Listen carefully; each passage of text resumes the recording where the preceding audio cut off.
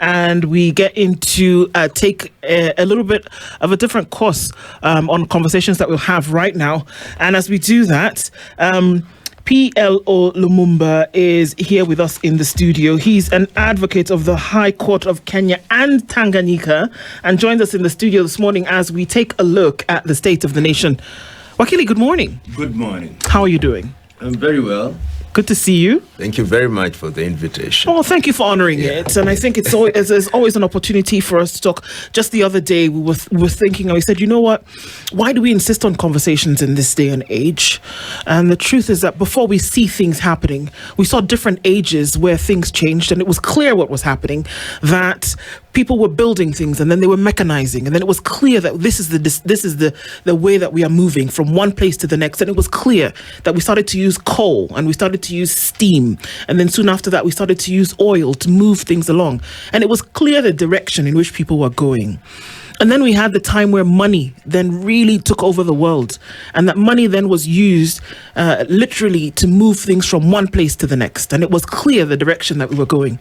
But now we find ourselves in an information age where sometimes it's not so clear what direction that we're going. And it's very easy for us to bury our heads in the sand and not have conversations about our reality. And these conversations are serving the same position that coal did, that steam did, that money did. And so in the information time, where we are now looking at technological ways of doing things, a conversation becomes a way in which we bring things to the fore. And I think we do ourselves a disservice by not talking about a number of things. So thank you for being here this morning to allow us to be able to do that. We're going to be looking into the state of the nation, and we'll talk about a number of things. But before that, I want to give you a proverb from the Republic of Benin. And we would love to hear your interpretation of this.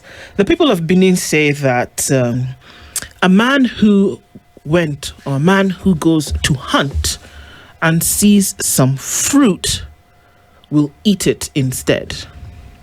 A man who goes to hunt and sees some fruit will eat it instead. What do you make of that? Benin is what we knew as Dahomey. Yes. And of course, it is a statement that has a Kiswahili equivalent. Simba akikosa nyama hula nyasi. That the mere fact that one went to hunt an antelope does not preclude one from eating a fruit which is not in the same family. In other words, circumstances govern how you behave and conduct yourself. That is my interpretation. Love to hear it. Many things have been happening since the last time we had the privilege of having this conversation with you. And we are in a place whereby there are many considerations that are being made in terms of leadership, and that we see a time where there's a lot of traipsing to State House for what would be promises, what would be establishments of development coming from the president. Do we have a different outlook of the nation, or are things still going in a direction which we need to claw back from? You know, we have been here.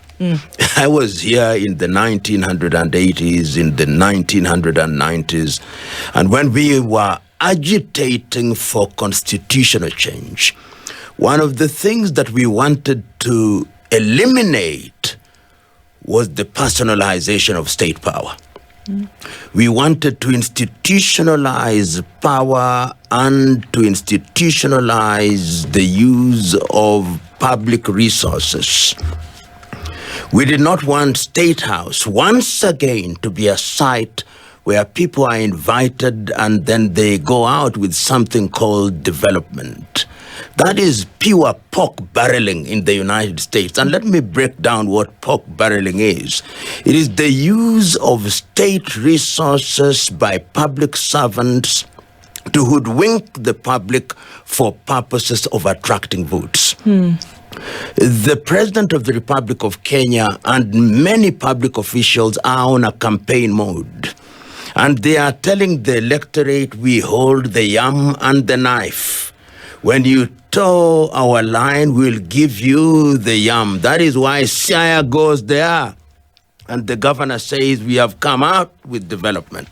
Kisumu visits and says, we have come out with development. Kisii goes there, we have come out with development. Meru goes, Embu goes, we are in the dark ages. This is what we intended to eliminate. 10,000 teachers go there, and each one of them, I do not know on which budget, say we were each given 10,000 Kenya shillings. It is tragic, it is unfortunate, it defeats what we fought for, and it is sad. And that is not how you run a country in the 21st century. It is unfortunate, it is painful, because what we expected is that once you devolve power, there is a government plan which speaks to every sector. And see, as all this is happening, our lecturers in public universities are on strike because they have not been paid. County workers have not been paid. Pending bills are in the billions.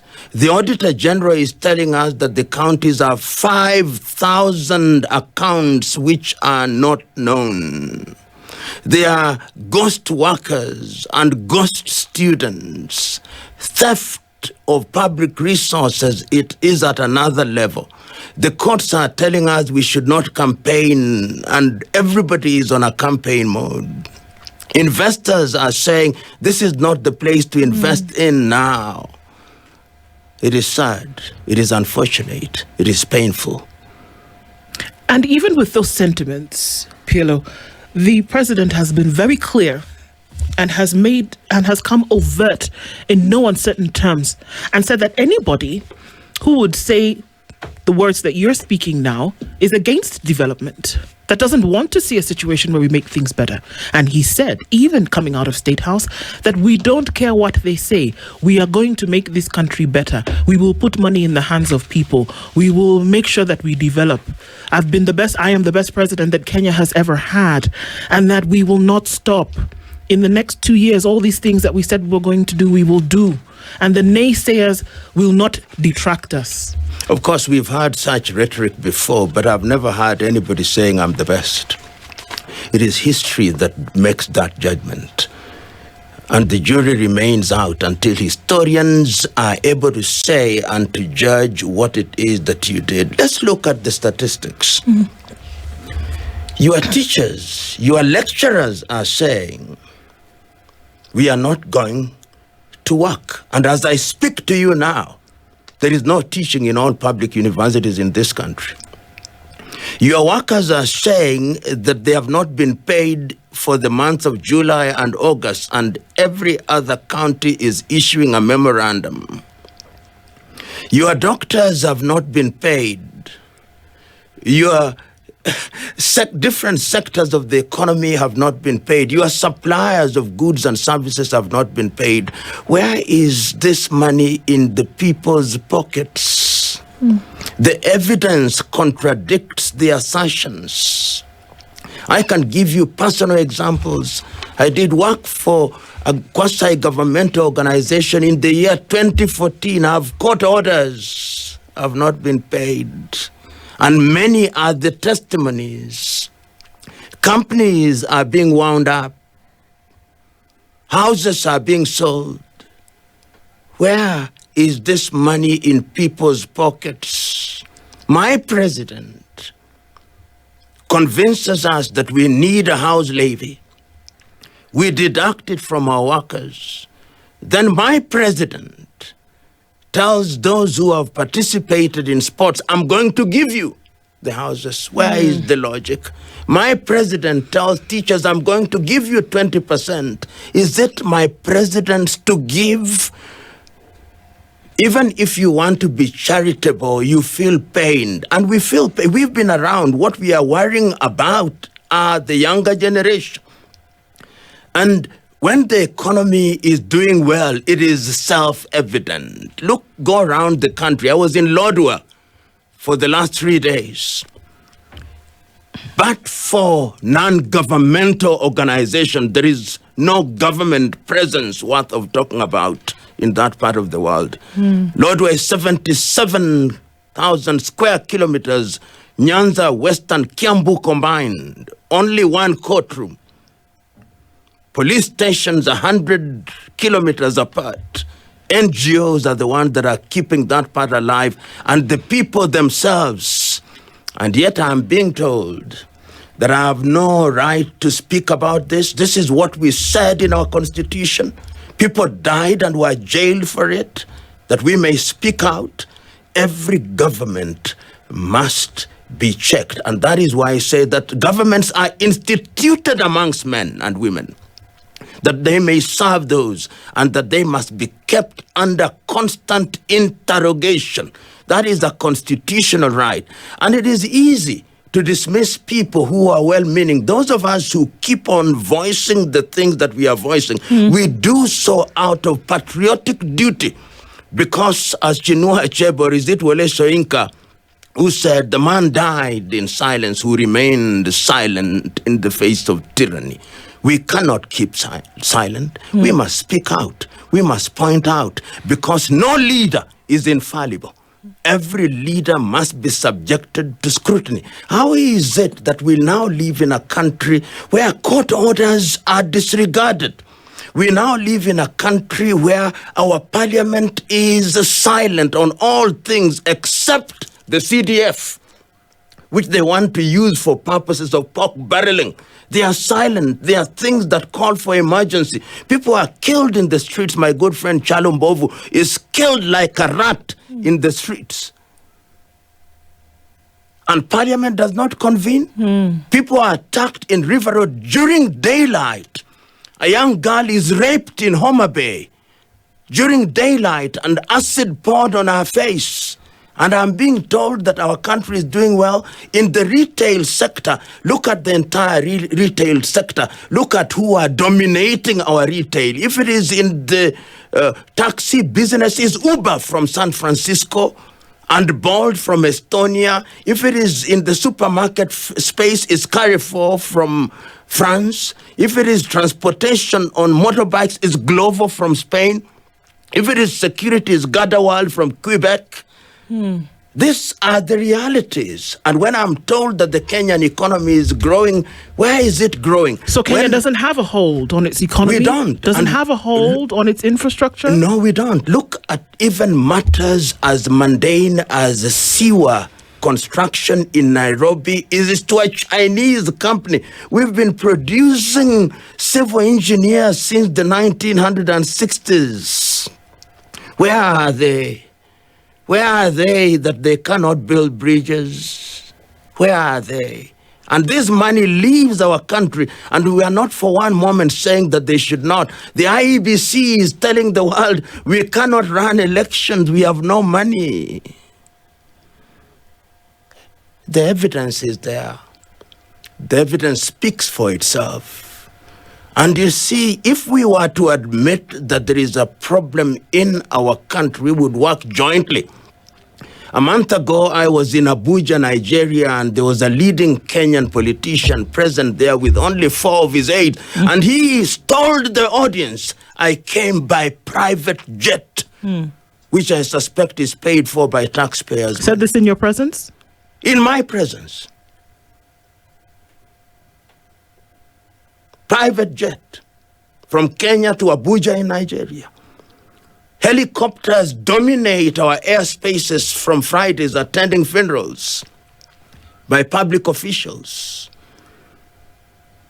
Money is there to be wasted, but there is no money to pay our lecturers.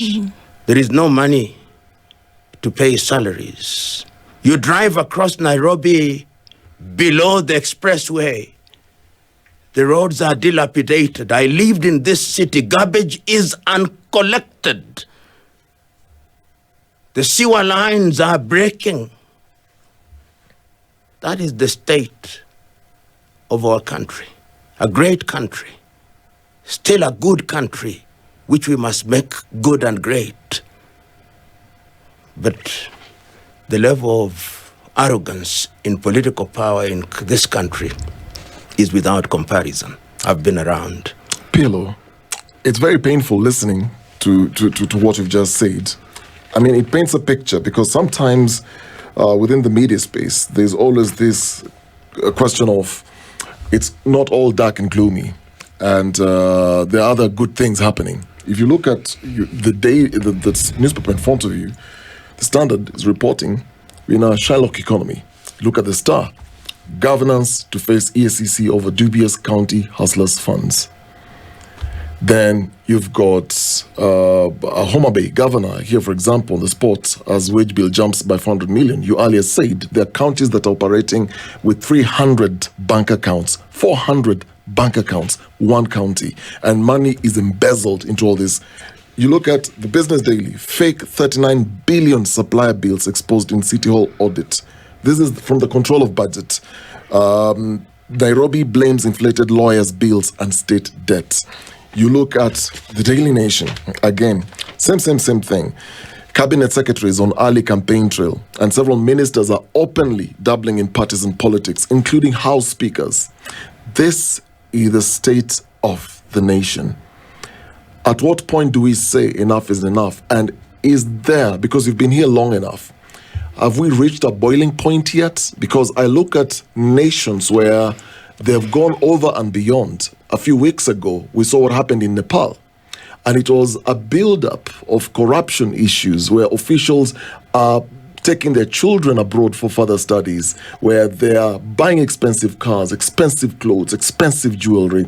And there is this show and arrogance, like you said, of what are you going to do? There's opulence. It appears money is flowing within a few. But then you have a generation that is saying, you know what? Enough is enough. Have we reached that point where we can clearly say enough is enough? And what's the hope with all this despair? You know, my brother and my sister, hope can never die. And the reason why Kenya remains the way it does is because there is a critical mass of Kenyans who still do a good job. They are to be found in the civil service. They are to be found in the streets of different parts of the country. They are still doing a good job. And that is why the country is still held. But there is a small percentage, perhaps they don't even number 3,000 in this country, who assume that the rest of us are a bunch of dunderheads, a bunch of fools who can be manipulated without consequence. And history is clear, history is consistent, that there comes a time when the people can no longer resist it. And history tells us, beware the fury of patient people. I used to hear this rhetoric that I hear in this country during the Duvaliers in Haiti. I used to hear this rhetoric in Mobutu. I used to hear this rhetoric in Jean Bedel Bokassa, Central African Republic. I used to hear this rhetoric from Sheikh Hasina in Bangladesh. I used to hear this kind of rhetoric from the Rajapaksas in Sri Lanka. I used to hear this rhetoric in Nepal. The signs are there, as is written in the Bible, mene tekel upersin. And the sooner the political leadership begin to realize that the anger is welling up, the quicker we'll save our country. Do they even know that Kenyans are angry? Sometimes people live in a bubble. And they think that what is being written in the newspaper is fiction, which is being created by journalists. This is not fiction. I travel across this country more than the average Kenyan. This is not fiction. This is the reality. When you see governors doing what they are doing, and then you hear people saying the EACC should stop corruption. How can the EACC stop you from being evil? When you hear that there are 400 accounts and 400 million to be expended on budgets, and you go to those spaces, and what we see is what in Kiswahili is called Kiini Macho, Governors Conference. What was the value? What was the product? How did it benefit Kenyans? How many millions were expended during that particular conference? Just a couple of weeks ago. Just a couple of weeks ago. You now have these conferences about investment. How much is spent and how much investment comes. We have all these jamborees at which monies are expended and opulence is demonstrated. I ask you to go to different parts of Nairobi and different parts of the country and see the kinds of buildings that are rising courtesy of the political class, whose salaries are known. And people are seeing this. We are getting into a space like there was in France in the days of King Louis XIV, where the people are saying, we want bread. And Marie Antoinette, the wife, says, if they don't have bread, give them cake. Little did she know that they actually have nothing to eat. They cut off her head eventually. And their throats were cut. When you see it being said, Shylock economy, the women will tell you in this country what is keeping us alive are chamas. The circles are also being looted. But they'll tell you it is because of the circles that we survive. What is called the black tax. People who are employed and salaried are sending money to their kith and kin for purposes of survival. Yet a politician comes to a public rally and in a church and gives 5 million, 100 million. In one weekend, some politicians give more money than they earn throughout their entire life as members of parliament. What is the source of that money? It is Kenyan money. We must ask. And this is interesting it's interesting and sad at the same time, because as we have these conversations and we want to move towards development, you want a country whereby the rule of law and constitutionalism is upheld, but you want a country that will have statesmen and women in place that are essentially the vanguards of the livelihoods of Kenyans. But a week ago, we had a conversation here, and it struck me. I'm heavy of heart when I think about the 100,000 community health volunteers that were hired by government. They're given a stipend of 3,500 shillings per month. A gentleman stood on this stage and told us how he would take a woman who is in labor At 3 in the morning. At 3 in the morning to hospital. He's got to figure out how he's going to do that. And while he is taking her, he's leaving children in that home who will maybe go to school the next day and they don't have anything to eat. From that 3,500 shillings, he's got to see how he can buy a packet of unga, sort it out for them to eat. He's taken this mother to hospital. And the hospital, where we are told that the health system is functioning, has told him, well, have you come? Yes. We don't have gloves. We don't have gloves. You have to get gloves for us to then be able to treat this woman. This same woman is going to be asked to bring her own cotton wool to take care of herself after she's been delivered of her baby. She doesn't have the luxury of spending an extra night in hospital, because how is she going to pay for it? She can't afford the 300 shillings a month for a health payment that would see that her delivery is taken care of. That's the reality, PLO. My sister, if therefore the education system is broken, if the health system is not functioning and we are told and we see how much is lost through SHA, if our agriculture is not doing well, and I know we are importing onions from Tanzania, nothing wrong with it. In my rural village, there is a market called the Uganda market. That is where we get food on Sundays in a place called Usenge in my rural home. You walk into a place called Beyond Fruits, you'll discover that the oranges are from Egypt. And the reality is, tell me which sector. I talk to and work with individuals in the security sector who are watchmen and watchwomen, if you may. They are paid 10,000 bob, some of them a month, and you've just given the story. In other words, this is the time when a country sits back and a country assesses where she is and confronts the issues head on, and we begin to resolve these issues. This is not a time for orgiastic chest thumping. No, it is not. This is not a time for pork barreling where we run around the country and give something we call development, where we celebrate the number of stadia that we have built. No, this is not the time. People want food. People want to go to school. People want real things. People want their lives to be changed. Because what is development? Development is not things. Development is about people, young people, their parents taking their children to school, and those children upon graduation have opportunities to thrive, to invent and to innovate. I go into restaurants and I talk to some of the young people who are waiting, have been served in hotels by engineers who are earning 10,000.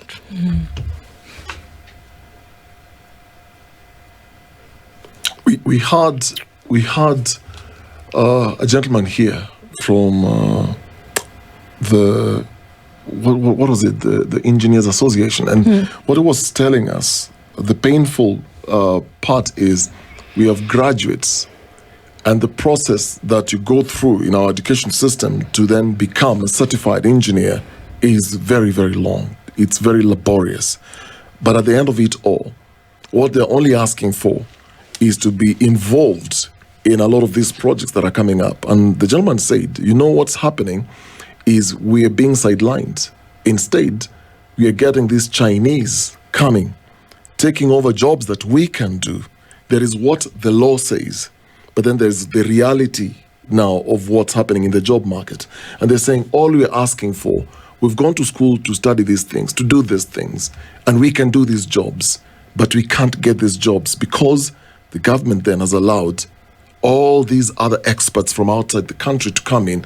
Then they're paid 2 times what the local person is asking.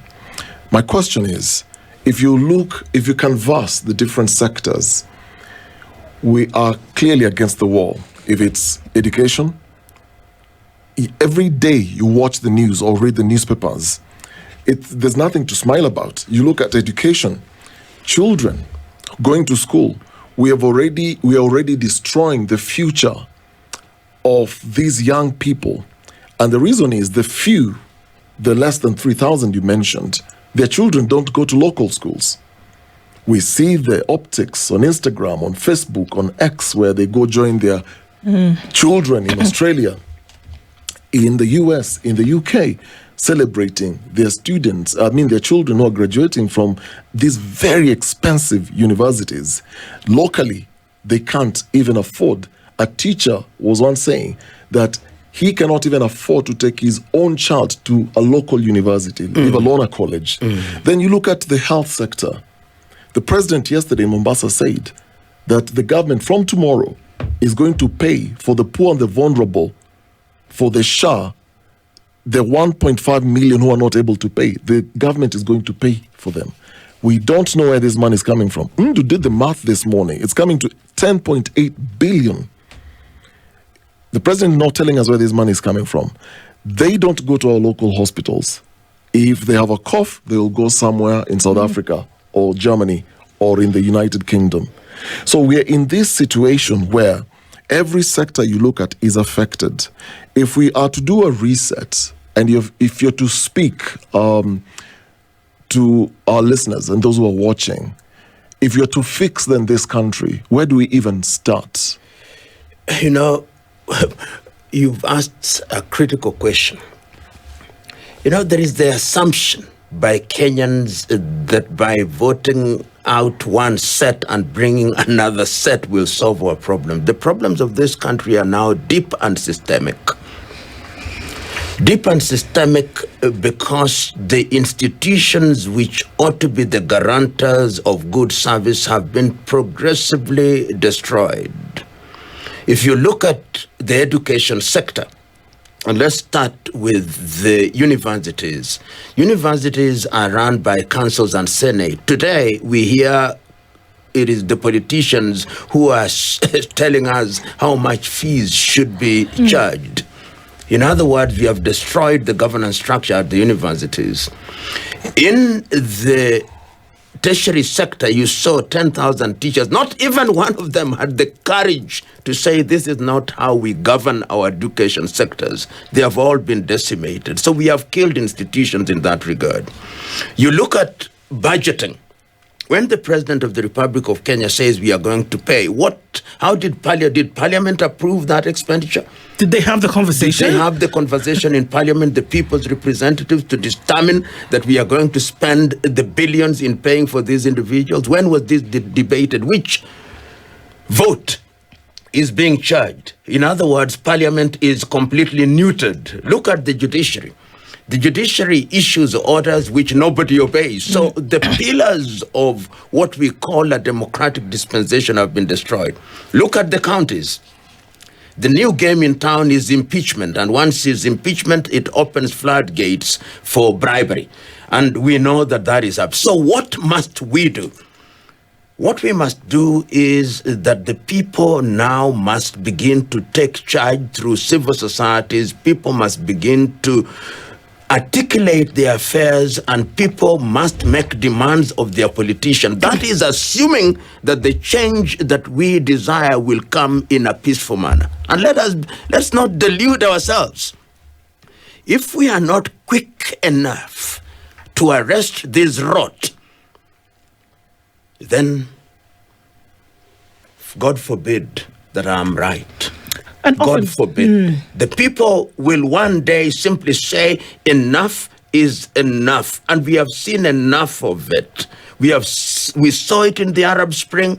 We saw it recently in Nepal. The people will say that. Kenyans, to their credit, always come to the streets, and then they give opportunity to the politicians to right their wrongs. But because they assume that Kenyans' memories are so short, they then go back to their old ways. Look at what we call opposition now. What is opposition about it? They are the same individuals who not so long ago were in the government. What change can they guarantee? Simply because they were removed from the eating table, now they have had a Pauline convention. Kenyan voter is also to blame. When good men and women come with good ideas, with good proposals, your typical average Kenyan will vote tribe, will vote for because of 200 shillings. So we are also co-authors of our own misfortune. The time for us is to wake up. If you are living in Nairobi, what does it matter? The tribe of the person that you vote. When you are boarding a plane, do you ever ask the tribe of the pilot? When you are taking a matatu, do you ever ask the tribe of the matatu driver? You simply want a good matatu driver. But when it comes to driving the nation, you now ask whether they are from your clan or for your tribe. So we too, as Kenyans, as long as our conversation is around tribe and tribal kingpins and around the money that is used to bribe us, we'll never change this system. Does it matter that your creed, and creed in the sense of what should happen, coalesced around an ideology, may stand for something? And I'll explain just a little bit. That should there be something fundamental that is believed in by the people and then practiced? Because oftentimes, even in our studies, we are given case studies as an exemplification of the theory, to say this is what was done, this is what happened. And on this planet, people who are human beings with brains, just like us, have been able to an extent, master the art of having the people involved and cared for as part of a national jurisdiction. Why is it so difficult for us? Why is it so difficult? And what can we actually do to get over this difficulty? You know, Andrew, when we came up with the Constitution, and I was intimately involved in the process, we said we wanted to create a developmental state that would be the Kenya. We were building up on the years of where there was ideological orientation, social democracies from session of paper number 10 of 1965. But say we want to build a developmental state where institutions are given their pride of place and the government is people-centered and people-driven. That is why we came up with terms such as people participation, meaningful people participation, where leadership is anchored upon values. That is the essence of chapter 6 of the Constitution, and of course that is the essence of Article 10 of the Constitution. We said this is the state that we want to build, and because of that we took the view that power must be devolved to the people so that they participate. But that was not, in my view, or has not, in my view, been properly articulated, because we brought in old wine in new wineskins.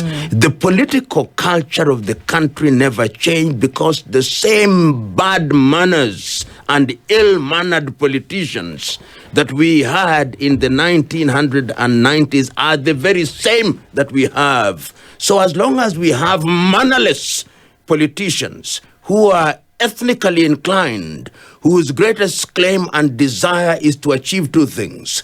They have great appetite to seek power by hook and crook, and great appetite to retain power by hook and crook. And why do they have those two major appetites? Because power gives them privilege, power gives them immunity, and power allows them to run roughshod over the people. And because the people are ethnically divided, it is easy to remind them that it is our time to eat, as my friend John Githongo and Michelle Rong did. So now it is our turn to eat. That is why you hear the kind of rhetoric that you hear in the country, where people are now dividing themselves along ethnic lines. But what can we do beyond lamentation? Organize. And I believe the organizations are coming in a proper way. They must be coordinated. The lecturers are now organized about welfare. The doctors are organized around their welfare. The teachers around their welfare. Those in agriculture should be organized around their welfare. Those who are the clergy, as happened in the days of Fungamano, where all denominations came together. This is the time. This is the time for all those forces of goodwill to come together and make demands of the politician. All these individuals who are running around saying they want to be president, stop and shut up.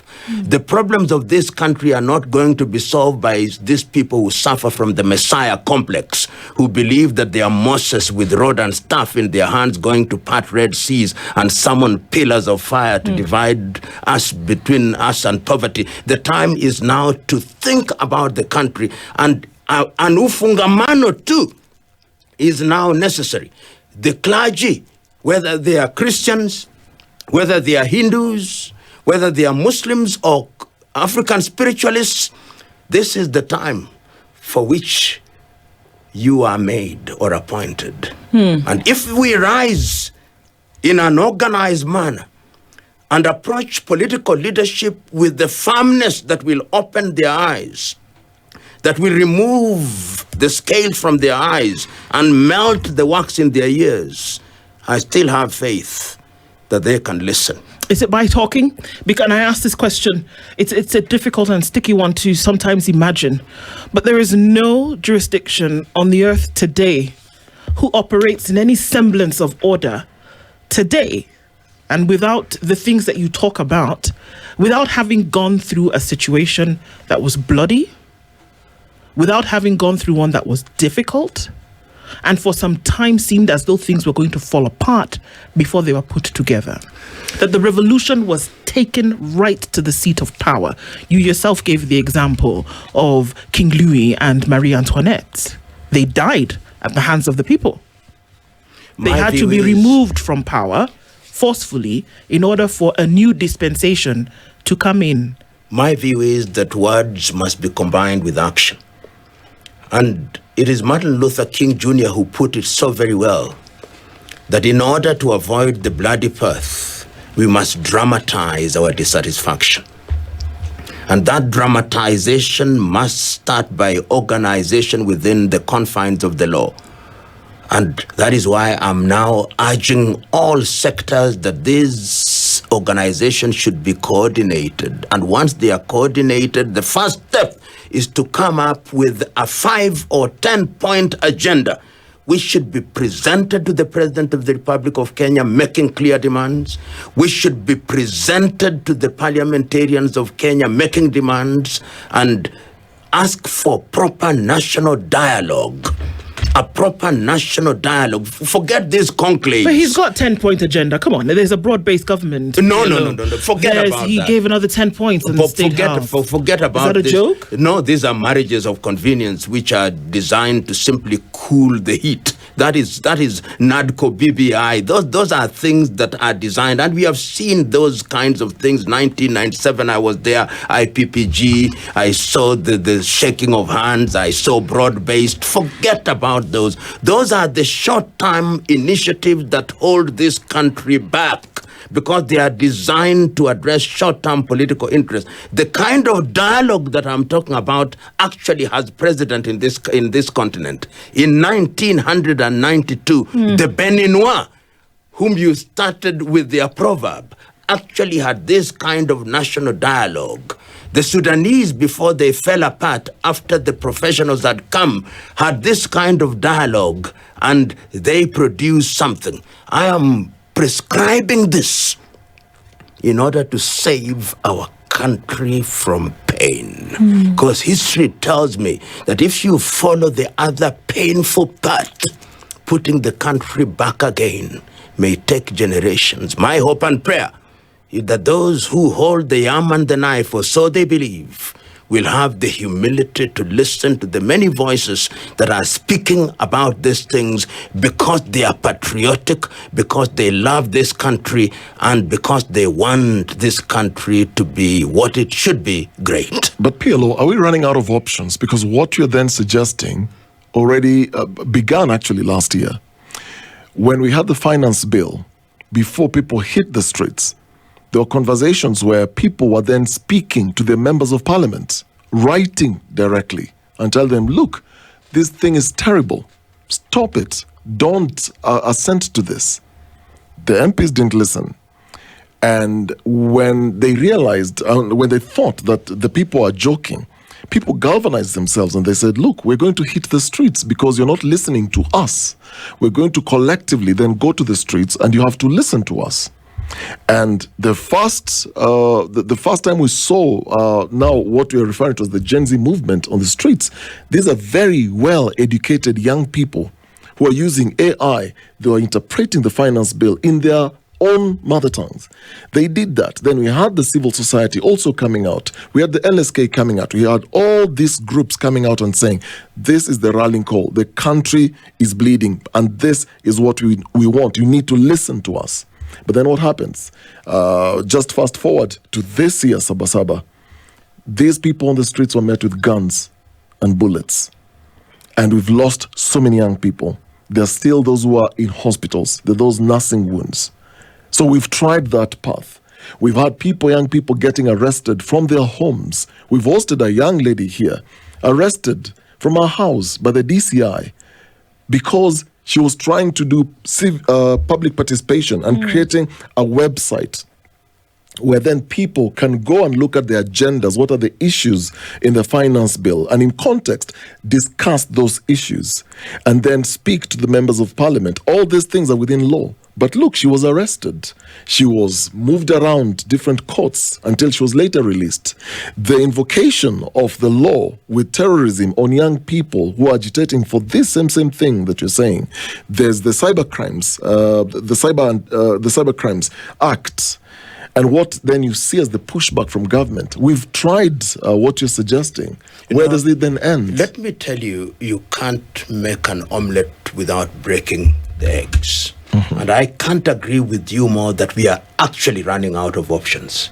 We are actually running out of options. And people think that change gives clear warnings with thunder and lightning. Sometimes it is creeping. And I fear it is creeping. And because I'm consciously aware of the danger of the other dangerous route, Yes. this is why I'm urging a further final push.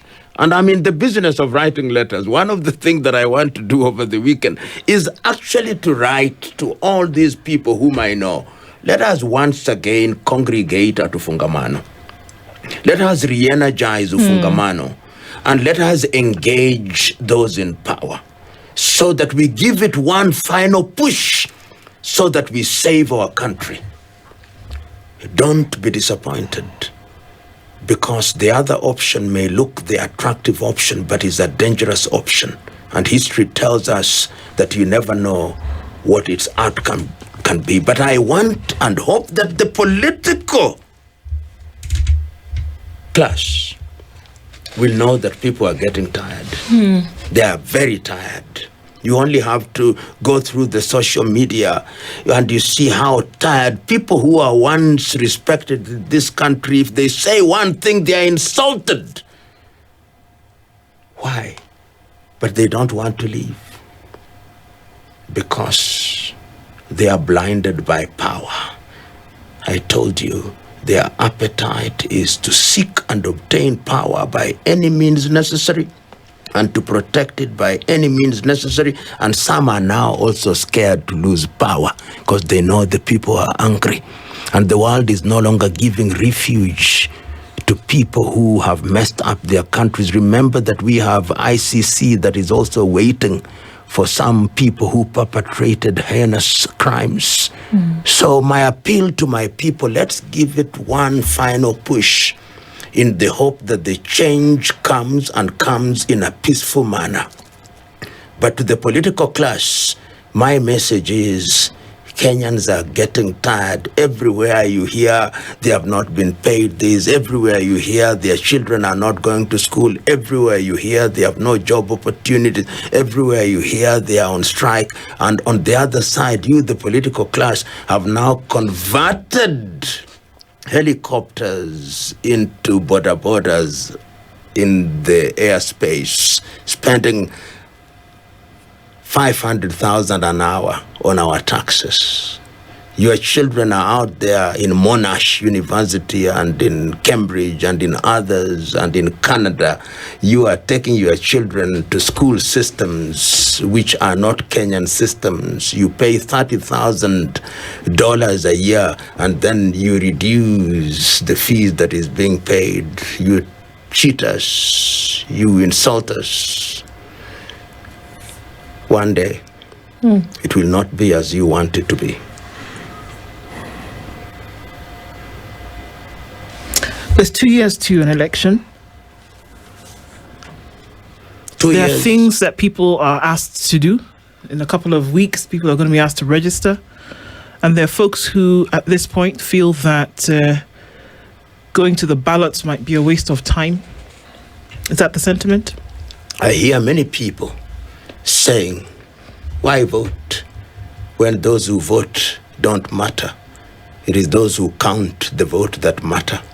A friend of mine has written a book in which he talks about how courts have now become the mega alpha electorate. The book by Chidi Ansem Odin Kalu is called The Selectorate. So we have a group of individuals in Supreme Courts who now tell us who our president is going to be after we have wasted our voting. But I urge Kenyans now, take the vote. Vote. Protect the vote. It is still possible. Let's try it one more time. One more time. It can be done. But men and women of goodwill must also come out. Let us not remain in our bedrooms agonizing without organizing. And you, the Kenyan electorate, do also listen to men and women of goodwill. I'm now told that almost every politician has a group of people who are their kind of militia. To our security forces, please deal with these militias in good time. Because if you don't, this is how Haiti became Haiti that we know today. Let's save our country. still a great country. Patrick Lumumba, an advocate of the High Court of Kenya and Tanganyika, has been our guest this hour. There's not need to say more after that. Thank you for being here this morning. Thank you. And it is our hope. Good morning, 9 a.m. This is the Situation Room, the only way to start your day.